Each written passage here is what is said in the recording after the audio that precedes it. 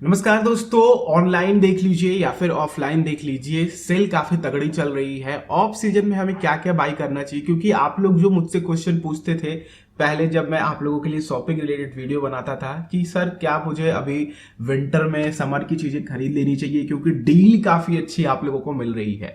तो आज मैं आप लोगों से कुछ इसी पहलू पे बात करूंगा, किस तरह की डील्स को आपको क्रैक करना चाहिए, किस तरह की डील्स को अवॉइड करना चाहिए। हम काफी पहलू को भी टच करेंगे, जैसे कि केवल खरीदारी से ही नहीं, आपके इन्वेस्टमेंट पर्पस वाले ऑप्शंस को भी देखेंगे। तो चलिए वीडियो को स्टार्ट करते हैं। आप देख रहे हैं द इनट्यूबर चैनल और मैं हूं रवि। आप सभी का एक बार फिर से हमारे और आपके द इनट्यूबर चैनल पे स्वागत करता हूं। अगर आप लोग इंटरेस्टेड हैं इस तरह के और वीडियोस देखने के लिए तो चैनल को सब्सक्राइब करें और बेल आइकन को क्लिक करें, ठीक है।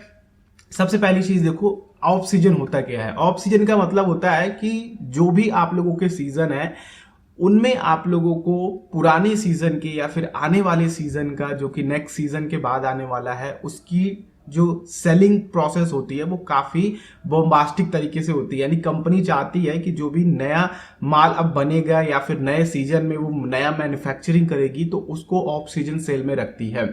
जैसे कि दोस्तों अगर हम बात करते हैं ऑफ सीजन के चक्कर में, ये क्या है, अभी ठंडी का मौसम आने वाला है, ठीक है। ठंडी के मौसम में आप लोगों को एसी की जरूरत नहीं पड़ती है, कूलर की जरूरत नहीं पड़ती है, फैन की जरूरत नहीं पड़ती है, टी शर्ट आप लोग नहीं खरीदते हो, ठीक है। ये सारी चीजें ऑफ सीजन हो गए। और उसी तरह से दोस्तों अगर देखा जाए तो ठंडी के सीजन में और जो आप लोगों के म्यूचुअल इन्वेस्टमेंट्स हैं, जैसे कि आप लोग करते हो प्रॉपर्टी में इन्वेस्ट, ठीक है, तो इस तरह के जो भी इन्वेस्टमेंट होते हैं ये इसके लिए ऑफ सीजन होते हैं, क्योंकि इस समय लोग प्रॉपर्टी की तरफ नहीं जाते हैं, ना कोई प्रॉपर्टी सेल करना चाहता है, ठीक है। विंटर हो गया या फिर आप लोगों के बारिश वगैरह के सीजन हो गए, ठीक है, रेनी सीजन में, तो इस समय प्रॉपर्टी का ये ऑफ सीजन होता है। तो इसमें आप लोगों को अच्छी डील मिल सकती है। सबसे पहला कि इस समय अच्छी डील मिलने के कारण ये है कि जो भी इस समय ऑफ सीजन में अपनी प्रॉपर्टी को बेचते हैं वो चाहते हैं कि जल्दी से जल्दी उनकी प्रॉपर्टी निकल जाए। तो यहां पे आप उनसे अच्छे खासे डिस्काउंट की मांग कर सकते हैं और आप लोगों को अच्छी डील मिल सकती है। नेक्स्ट चीज दोस्तों कि आप लोग ऑफ सीजन में जो भी लोग एसी खरीदना चाहते हैं, ठीक है, जो भी लोग फैन खरीदना चाहते हैं, जो भी लोग कूलर खरीदना चाहते हैं या फिर ऐसी चीजें जिनको उनका समर में यूज होने वाला है, तो ध्यान रखिए कुछ बातें जो आप लोगों को। अब देखिए एसी खरीदते हैं आप लोग तो आप लोग पुराने मॉडल की खरीदते हैं। अब मान लीजिए कि आप लोगों को एसी पे अच्छा खासा डिस्काउंट मिल रहा है, 50 to 60% तक का डिस्काउंट मिल रहा है और आप लोगों को लग रहा है कि ये एसी बेस्ट है। समर में हमें यही एसी जो अभी मुझे 25-25 हजार की मिल रही है हो जाएगी 45 हजार की, ठीक है। तो मैं कहूंगा कि आप लोगों को वहां पे बाई कर लेना चाहिए। और बाई करते समय ध्यान ये रखिएगा कि आप लोगों की रिक्वायरमेंट क्या है। सस्ते के चक्कर में आप लोग बिल देने वाली चीजें मत खरीद लीजिएगा। अब जैसे कि डुअल इन्वर्टर एसी आप लोगों को चाहिए थी, लेकिन आप सिंगल इन्वर्टर या फिर आप लोग ऐसे ही सिंपल एसी खरीद लेते हो, तो इससे क्या होता है कि आपके बिजली के बिल ज्यादा आने लगते हैं और आप लोगों को एक्स्ट्रा खर्चा हो जाता है।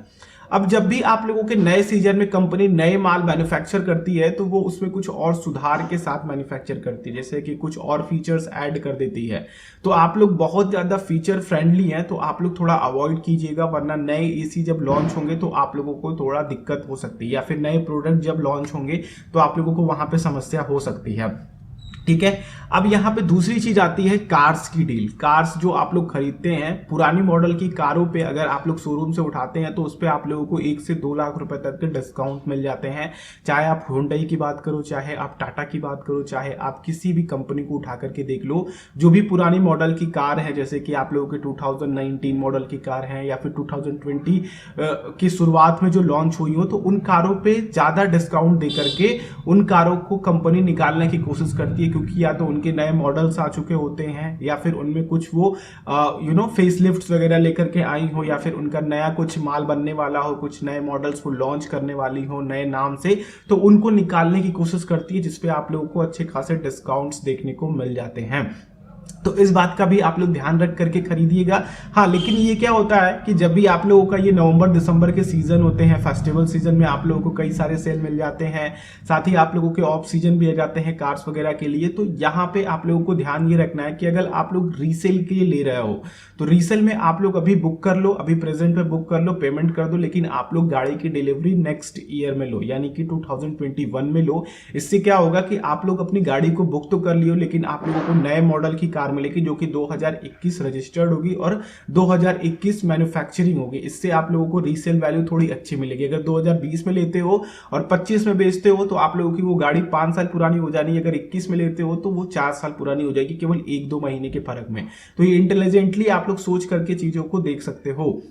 नेक्स्ट चीज दोस्तों जो आप लोगों को ध्यान रखना है ऑफ सीजन में खरीदारी करते समय कि आप लोगों को अपने बजट का ध्यान रखना है। अब ऐसा नहीं है कि आप लोग काफी अच्छी चीजें देख रहे हो, प्रॉपर्टीज वगैरह देख रहे हो, आप लोगों को अच्छी डील मिल रही है वहां पे, लेकिन आप लोगों के पास आपकी इमरजेंसी फंड की सेविंग जो पड़ी हो उसको निकाल करके ले रहे हो, जो आपके लॉन्ग टर्म के इन्वेस्टमेंट है उसको निकाल करके आप खरीद रहे हो घर वगैरह, तो ये आप लोगों का कहीं ना कहीं नुकसान कराता है।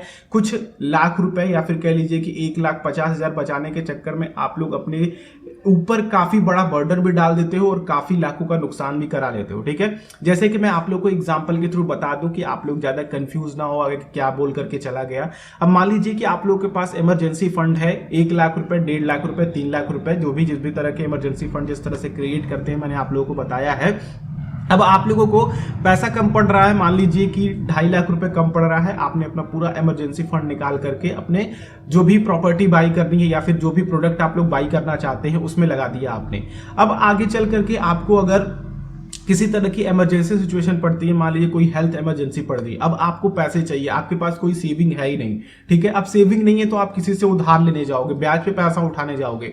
अगर आप पर्सनल लोन लेने जाते हो तो पर्सनल लोन आप लोगों को बहुत महंगा मिलेगा, जो कि 10 से 12% तक हो। अगर प्रेजेंट की बात करें 10 से 12% ये सस्ता ही है। ठीक है, लेकिन अगर आप लोग और पिछले अगर 1 साल पहले लेते तो यही आप लोगों को 16-17% पे देखने को मिलता। तो कुल मिला जुला करके दोस्तों आप लोगों को क्या करना है कि आप लोग जो पैसा बचाने के चक्कर में पड़े थे, अब यहाँ पे 12% ब्याज पे पैसा उठाओगे और फिर आप लोग उसे रीपेमेंट करोगे, तो यहाँ पे आप लोगों को वो महंगा पड़ गया प्रॉपर्टी। ठीक है, वो प्रॉपर्टी की डील महंगी पड़ गई। मान लीजिए कि आपकी जो भी सेविंग करी है, आपने म्यूचुअल फंड में सेव करा है, आपने पीपीएफ में सेव करा है, या फिर आपकी जो भी इन्वेस्टमेंट ऑप्शन है उसमें आपने सेव करा है। अब मान लीजिए कि आपने प्रॉपर्टी के लिए वो पैसों को निकाल लिया, 20 से 25 लाख रुपए आपने निकाल लिया और आपने अपने रिटायरमेंट के लिए वो सेव कर रखा था। अब जो 20 से 25 लाख में आपका और इन्वेस्टमेंट जाता, जो आप लोगों का पैसा कंपाउंड होता, वो आप लोगों का और तेजी से कंपाउंड होता।